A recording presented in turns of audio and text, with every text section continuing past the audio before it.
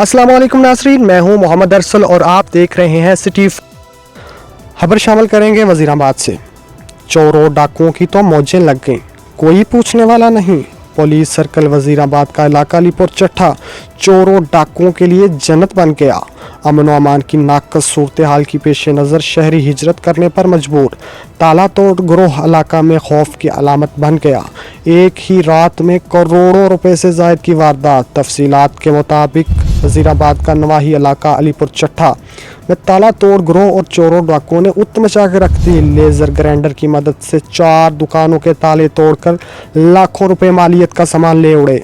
वारदात मदीना चौक में नूर general store, सब्जी मंडी में मुश्ताक किराना स्टोर, सैदनगर रोड में भोला किराना स्टोर और आसिफ किराना स्टोर में की गई।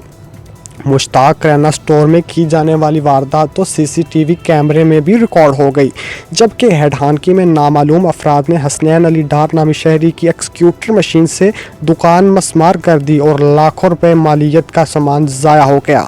चोरी डकैती और राहजनी की रोज़ बरोज़ बढ़ती हुई वारदातों से इलाका मकीन और शहरी बहुत परेशान हो गए। उन्होंने जल्द से जल्द पुलिस से इसका सद्देबाब करने का मुतालबा। खबरों से बाखबर रहने के लिए हमारा पेज ज़रूर लाइक करें। मोहम्मद अरसल को इजाज़त दीजिए। अल्लाह हाफिज़।